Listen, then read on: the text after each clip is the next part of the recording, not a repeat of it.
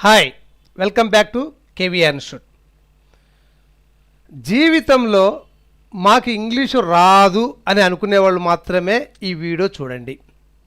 ఎందుకంటే రకరకాల ప్రయత్నాలు చేస్తూ ఇంగ్లీష్ రాక చాలామంది బాధపడుతుంటారు. ఒక్కటే గుర్తుపెట్టుకోండి, కష్టమైన భాష తెలుగు అండి, అతి సులభమైన భాష ఇంగ్లీషు. కష్టమైన భాషను మనం నేర్చుకున్నాము, సులభమైన భాష నేర్చుకోవాలంటే కష్టపడుతున్నాము. ఈ వీడియో చూస్తే మీకే అర్థమవుతుందండి. ఓకే, క్రింద చెప్పిన తెలుగు వాక్యాలను ఇంగ్లీష్లో చెప్పండి. ఒక్కటే గుర్తుపెట్టుకోండి, మీరు చిన్న పుస్తకం తీసుకోండి, ఇక్కడ ఉన్న 20 వాక్యాలు రాయండి. ఒక్కడే బాగా గుర్తుపెట్టుకోండి, ఇక్కడ అన్ని పదాలు గమనించండి. అండి అండి అని ఉంది చూడండి. రండి, వెళ్ళండి, ఇవ్వండి, తీసుకోండి, కూర్చోండి, నిలబడండి, పిలవండి, చూడండి, తినండి, ఇవ్వండి, రాయండి, చెల్లించండి, ఇవ్వండి, చదవండి, కొనండి, మాట్లాడండి, వెళ్ళండి, పంపండి, రండి, తినండి. అంటే డే టు డే లైఫ్లో మనం ఆపోజిట్ వ్యక్తికి మనం చెప్పేటప్పుడు ఇలా వాక్యాలన్నీ చెప్తుంటాము. అంటే మీకు ఇప్పుడు తెలుగులో ఇలాంటి వాక్యాలు కొన్ని వందలు కాదు, కొన్ని వేల వాక్యాలు మీరే రాయగలరు. దాంతోపాటు అంటే ఇక్కడ ఉన్నది 2 పదాలు అనుకోండి, 2 పదాలు. రెండో పదము అండి అనే పదం వస్తుంది. తర్వాత మొదటి పదము మీ ఇష్టం అండి. ఇప్పుడు ఇక్కడ చూశారు కదా, ఇక్కడికి రండి, అక్కడికి వెళ్ళండి, పుస్తకం ఇవ్వండి, నగదు తీసుకోండి, ఇక్కడ కూర్చోండి, అక్కడ నిలబడండి, అతన్ని చూడండి, పిలవండి, సినిమా చూడండి, ఆపిల్ తినండి, నగదు ఇవ్వండి, ఒక ఉత్తరం రాయండి, డబ్బు చెల్లించండి, బిల్లు ఇవ్వండి, వార్తాపత్రిక చదవండి, పుస్తకం కొనండి, నెమ్మదిగా మాట్లాడండి, వేగంగా వెళ్ళండి, డబ్బు పంపండి, నేరుగా రండి, నెమ్మదిగా తినండి. ఇప్పుడు మీకు అర్థమైందేంటి? ఒకటి, అండి అనే పదం బేస్ చేసుకొని సెంటెన్స్ మీరు సొంతంగా తెలుగులో రాయగలరు. తర్వాత ఇంకొక పదం ఏదైనా యాడ్ చేస్తారు. సో ఇప్పుడు వీటిని ఇంగ్లీష్లో ఎలా రాయాలా, ఇంగ్లీష్లో ఎలా రాయాలని టెక్నిక్ మీకు బాగా తెలిస్తే ఇలాంటి కొన్ని వేల సెంటెన్స్ మీరే తెలుగులో రాసుకొని దాన్ని ఇంగ్లీష్లో చెప్తారు. దీనికి బేసిక్ నాలెడ్జ్ అండి, చిన్న చిన్న పదాలకు అర్థాలు. అవన్నీ డే టు డే లైఫ్లో మనం మాట్లాడుతున్నాము. పెన్ను ప్యాకెట్లో ఉంది అంటాము, మనం మాట్లాడుతుంది తెలుగు అనుకుంటున్నాం. పెన్ను ప్యాకెట్లో ఉంది, పెన్ను అనేది ఇంగ్లీష్ పదము, ప్యాకెట్ అనేది ఇంగ్లీష్ పదము. ఆ ఉంది అనే పదము ఇంగ్లీష్ పదం వాడితే మొత్తం సెంటెన్స్ మొత్తం ఇంగ్లీషే ఉంది. అయితే ఎలా సెంటెన్స్ ఫ్రేమింగ్ చేయాలని మీకు తెలవాలా? చాలా సింపుల్. ఓకే, ఇప్పుడు మీకు ఎంత ఇంప్రూవ్మెంట్ ఉంది ఈ వీడియో చూసిన తర్వాత అనే దానికంటే ముందు మీరు 20 వాక్యాలు ఒక పేజీలో పుస్తకంలో రాసుకోండి.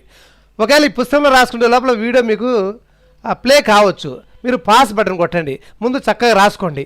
రాసుకున్న తర్వాత నేను చెప్పే సెంటెన్స్ని కంపేర్ చేసుకోండి. ఏ లెవెల్లో రాశారు, మీరు ఎక్కడెక్కడ తప్పులు రాశారు అనేది మీకు అర్థమవుతుంది. అప్పుడే మీరు కొన్ని వేల వాక్యాలు మీరే సొంతంగా రాయగలరు. ఏదో సీరియస్గా చూడకుండా క్యాజువల్గా సరే ఏముందిలే రాసేది ఏముందిలే అని అనుకోండి. దయచేసి ఆ ప్రయత్నం చేయొద్దండి.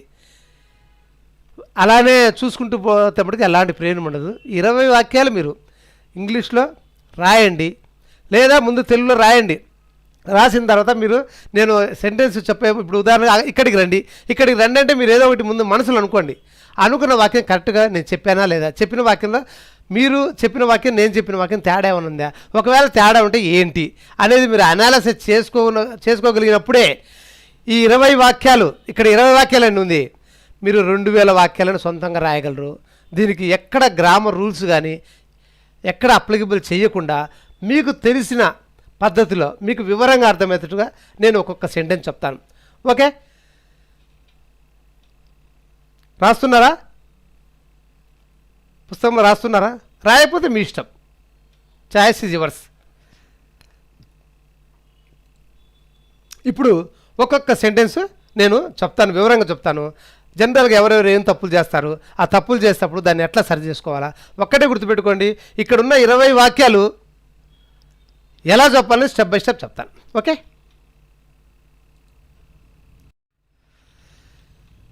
ఇక్కడికి రండి. ఒక్కటే గుర్తుపెట్టుకోండి, ఈ 20 వాక్యాలు మీరు అన్నీ ఉండేది నేను 2 పదాలు అన్నాను. ఇప్పుడు ఇక్కడికి అనేది ఒక పదం అనుకోండి, రండి అనేది ఒక పదం అనుకోండి, దాన్ని అలానే రివర్స్ వేయండి. అలానే రివర్స్ వేయండి. సరే, ఇంకో విషయం చెప్తున్నా చూడండి. నేను ఇక్కడ రండి అంటే యాక్చువల్గా ఇక్కడికి రా అంటే కమ్ హియర్ అనాల.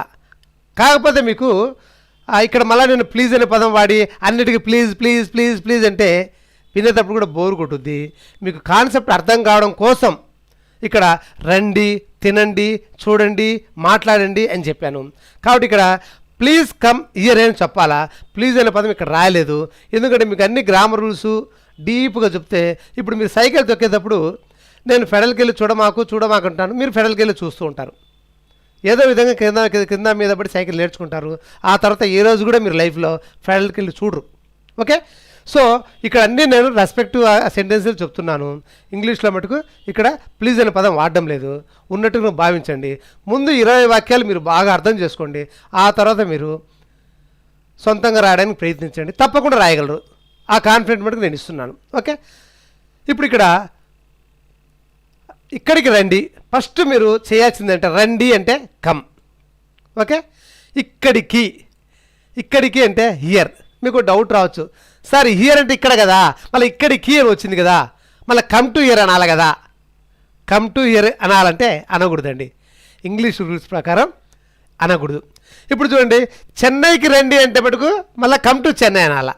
ఆ చెన్నై అనేది ప్లేసు, మళ్ళీ ఇది కూడా ప్లేసే కదండి. ఇక్కడికి అక్కడికి అంటే ప్లేసే కదా, మళ్ళీ టూ రావాలి కదా. అంటే ఇంగ్లీష్ గ్రామర్ ప్రకారం రాదు. సబ్జెక్టు డీప్గా చెప్పుకుంటా పోతే ఎక్కడికో పోతుంటే, అయినా కూడా నేను ఈ యొక్క సెంటెన్స్ దగ్గర చెప్తున్నాను డీప్గా. ఎందుకంటే హియర్ అనేది యాడ్వర్బ్ అండి. యాడ్వర్బ్ ముందు ప్రిపోజిషన్ రాదు, దానివల్ల కమ్ టు హియర్ అని చెప్పకూడదు. అదే చెన్నైకి రండి, చెన్నైకి అన్నప్పుడు అక్కడ వస్తుంది. చెన్నై అనేది నౌన్ అండి. సో ఇప్పుడు నౌన్ అనేది అంటే ఏంటి, యాడ్వర్బ్ అండి, అవన్నీ వద్దండి. ఓకే, అంటే ఏం లేదు, ఇంకా ఒకటి గుర్తుపెట్టుకోండి, ఇక్కడికి అక్కడికి అన్నప్పుడు కీ అనేది వదిలేసేయండి. కీ అనేది దానికి ట్రాన్స్లేషన్ చేయొద్దు, చేయనప్పుడు కరెక్ట్గా వస్తుంది. మిగతా టైంలో చాలా వరకు చేయొచ్చండి, ఇబ్బంది ఏం లేదు. ఇక్కడికి అక్కడికి అనేది ఇక్కడ అక్కడ, మీరు డిక్షనరీలో చూస్తే కూడా హియర్ అంటే ఇక్కడ అని ఉంటుంది.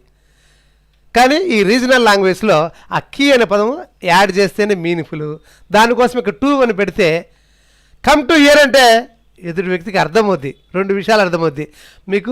మీరు చెప్పిన విషయం అర్థమవుద్ది, మీకు ఇంగ్లీష్ రాదన్న విషయం కూడా అర్థమవుద్ది. ఇప్పుడే నేర్చుకుంటున్నారని అర్థమవుద్ది. ఓకే, సరే, కన్ఫ్యూజన్ కావద్దు. కమ్ హియర్ అంటే ఇక్కడికి రండి. ఇప్పుడు మీరు ఇక్కడ ఏం తెలుసుకున్నారు, హియర్ అనే దానికి ముందు టూ పెట్టకూడదు అన్నారు. జనరల్గా అయితే పెట్టాలా, come to Chennai, come to market, come to my house చెప్పచ్చు. ఓకే, సరే, రెండో వాక్యం చూద్దాం. అక్కడికి వెళ్ళండి. ఇంకా ఇక్కడి నుంచి కొంచెం ఫాస్ట్గా వెళ్తానండి. ఓకే, వెళ్ళు అంటే గో, వెళ్ళండి అంటే ప్లీజ్ గో. ఓకే, ఇప్పుడు ప్లీజ్ అనే పదం ఇక్కడ వాడద్దు అనుకున్నాము. ఓకే, ఇప్పుడు ఇక్కడ ఈ 2 పదాలు అనుకోండి. అక్కడికి అనేది ఒక పదము, వెళ్ళండి అనేది ఒక పదం. వెళ్ళండి అనే దానికి ముందు ట్రాన్స్లేషన్, వెళ్ళండి అంటే గో, అక్కడికంటే దేర్, అక్కడికి వెళ్ళండి అంటే గో దేర్. ఓకే, చూడండి ఎంత కష్టమైన ఉందండి. 2 పదాలు ఎటు చెప్తున్నాను, అది రివర్స్. తెలుగులో ఉన్నదానికి రివర్స్ వేస్తే ఇంగ్లీష్ సెంటెన్స్ అవుతుందండి ఈ వాక్యాలలో. మూడో సెంటెన్సు పుస్తకం ఇవ్వండి. పుస్తకం అనేది ఒక పదము, ఇవ్వండి అనేది ఒక పదము. ఇవ్వండి అనే దానికి ట్రాన్స్లేట్ చేయండి. ఇవ్వండి అంటే గివ్, పుస్తకం అంటే బుక్.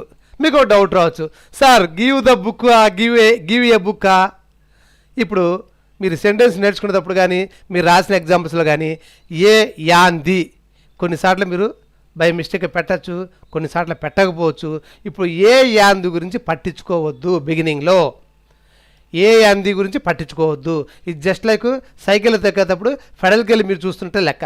తర్వాత నేర్చుకున్న తర్వాత ఎప్పుడైనా ఫెడల్కి వెళ్ళి చూస్తారా మీరు, క్యాజువల్ అని చెప్పేస్తారు. కాబట్టి ఏ యాంది ఇప్పుడు ది వాడాలన్నా ఏ వాడాలన్నా, ఒక పుస్తకం ఇవ్వండి అన్నప్పుడు మళ్ళీ గివ్ ఏ బుక్ కదా, మళ్ళీ పుస్తకం ఇవ్వండి గివ్ ద బుక్ కరెక్టా, వద్దు.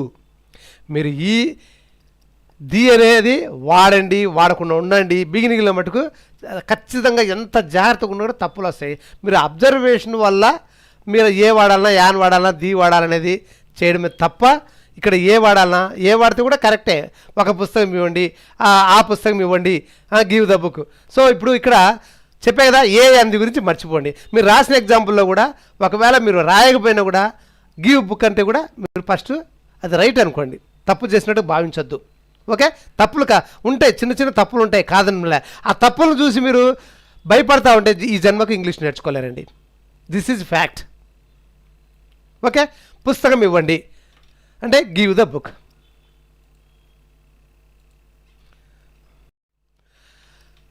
నగదు తీసుకోండి, తీసుకో అంటే టేక్. నగదు అంటే అంటే రెండు అనుకోండి, రెండు పదాలు అనుకోండి. నగదు అనేది క్యాష్. చూడండి, నగదు అంటే క్యాష్, తీసుకోండి అంటే టేక్. నగదు తీసుకోండి అంటే టేక్ క్యాష్.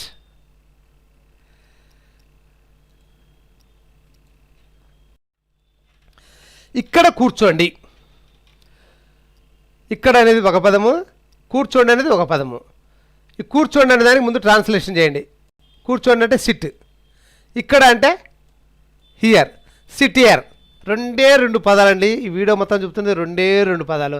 తర్వాత 3 పదాలు ఉన్నప్పుడు రూల్స్ ఏంటి, రెగ్యులేషన్స్ అని చెప్తాను. ఇప్పుడు 2 పదాలను అట్నే రివర్స్ వేస్తారు. ఓకే, ఇక్కడ కూర్చోండి అంటే సిట్ హియర్. కొంచెం వేగ పదమా, రైట్. అక్కడ నిలబడండి, అక్కడ అనేది ఒక పదము. నిలబడండి, నిలబడు, నిలబడు అంటే స్టాండ్. అక్కడ అంటే దేర్, అక్కడ నిలబడు అంటే ఇది. అక్కడ నిలబడండి అంటే యాక్చువల్గా ప్లీజ్ స్టాండ్ దేర్ అనాలా. ప్లీజ్ అనే పదం ఇప్పుడు పక్కన పెట్టేయండి. ఎందుకంటే నిలబడండి, మాట్లాడండి, గిల్లండి, గిచ్చండి, కొరకండి, నరకండి, తొక్కండి, ఇట్లాంటి ఎన్ని పదాలైనా మీరు చెప్పగలరు. ఆ చెప్పింది ఎలా ట్రాన్స్లేషన్ చేయాలా, ఎలా సెంటెన్స్ ఫ్రేమింగ్ చేయాలనే కాన్సెప్ట్ తోటి నేను ఈ వీడియో ప్రిపేర్ చేశాను. ఓకే,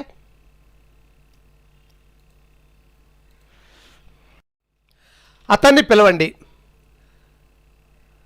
2 పదాలు.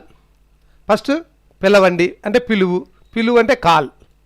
అతన్ని అంటే హిమ్, కాల్ హిమ్ అంటే అతన్ని పిలవండి, అతన్ని పిలవండి అంటే కాల్ హిమ్. సినిమా చూడండి, సినిమా అని ఒక పదము, చూడండి అని ఒక పదము. ఈ చూడండి అనే పదాన్ని ముందు చెప్పండి.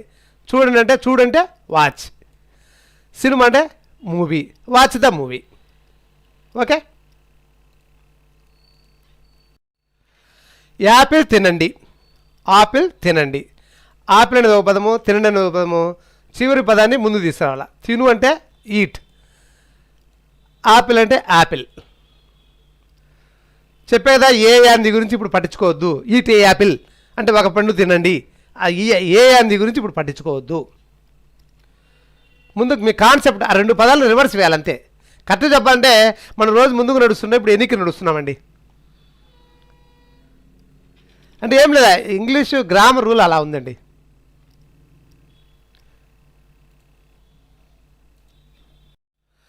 నగదు ఇవ్వండి, నగదు అనేది ఒక పదము, ఇవ్వండి అనేది ఒక పదము. ఇవ్వు అంటే గివ్, నగదు అంటే క్యాష్. సో ఇవ్వండి అనే దానికి ముందు చెప్తాం, తర్వాత నగదు అనే దానికి క్యాష్ రివర్స్. నగదు ఇవ్వండి అంటే గివ్ క్యాష్. ఒక ఉత్తరం రాయండి, ఒక ఉత్తరము ఒక పదం అనుకోండి. రాయండి అనేది ఒక పదము. రాయండి అంటే రైట్, రైట్ అంటే రాయండి. ఒక ఉత్తరం అంటే ఏ లెటర్. అట్లనే రివర్స్ చేస్తే ఒక ఉత్తరం రాయండి అంటే రైట్ ఏ లెటర్. డబ్బు చెల్లించండి, డబ్బు అనేది ఒక పదము, చెల్లించండి అనేది ఒక పదము. చెల్లించు అంటే పే, డబ్బు అంటే మనీ. డబ్బు చెల్లించండి అంటే పే మనీ. బిల్లు ఇవ్వండి, బిల్లు అనేది ఒక పదము, ఇవ్వండి అనేది ఒక పదము. ఇవ్వండి అంటే ఇవ్వు, ఇవ్వు అంటే గివ్, ఇవ్వు అంటే గివ్. బిల్ అంటే బిల్, గివ్ ద బిల్. చెప్పే కదా ఏ యాంది గురించి పట్టించుకోవద్దు. Give bill, give the bill. Okay, పట్టించుకుంటే ఇబ్బంది పడతారండి. వార్తాపత్రిక చదవండి, వార్తాపత్రిక ఒక పదము, చదవండి అని ఒక పదము. చదువు అంటే రీడ్, వార్తాపత్రిక అంటే న్యూస్ పేపర్. వార్తాపత్రికను చదవండి అంటే రీడ్ ద న్యూస్ పేపర్. పుస్తకం కొనండి, పుస్తకం అనేది ఒక పదము, కొనండి అనేది ఒక పదము. కొనండి అంటే కొను అంటే బై లేదా పర్చేజ్ అని కూడా చెప్పచ్చు. పుస్తకం అంటే బుక్, పుస్తకం కొనండి అంటే బై ద బుక్. నెమ్మదిగా మాట్లాడండి, నెమ్మదిగా అనేది ఒక పదము, మాట్లాడండి అనేది ఒక పదము. మాట్లాడండి అంటే మాట్లాడు, మాట్లాడు అంటే స్పీక్, నెమ్మదిగా అంటే slowly, reverse reverse reverse. Okay, నెమ్మదిగా మాట్లాడంటే స్పీక్ స్లోలీ. వేగంగా వెళ్ళండి, వేగంగా అనేది ఒక పదము, వెళ్ళండి అనేది ఒక పదము. వెళ్ళండిలో వెళ్ళు, వెళ్ళు అంటే గో, వెళ్ళండి అంటే ప్లీజ్ గో, వేగంగా అంటే ఫాస్ట్. సో వేగంగా వెళ్ళండి అంటే గో ఫాస్ట్.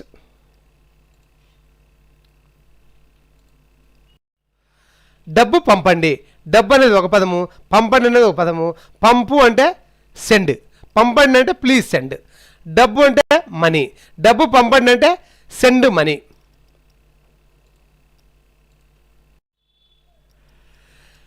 నేరుగా నేరుగా రండి, రెండు పదాలు, నేరుగా రండి. రండి అంటే కమ్, రా అంటే కమ్, రండి అంటే ప్లీజ్ కమ్. నేరుగా అంటే స్ట్రైట్, రండి అనే దానికి ముందు చెప్పండి కమ్, నేరుగా అంటే స్ట్రైట్, నేరుగా రండి అంటే కమ్ స్ట్రైట్. నెమ్మదిగా తినండి, నెమ్మదిగా అనేది ఒక పదము, తినండి అనేది ఒక పదము. తినండి అంటే తిను అంటే ఈట్, తినండి అంటే ప్లీజ్ ఈట్.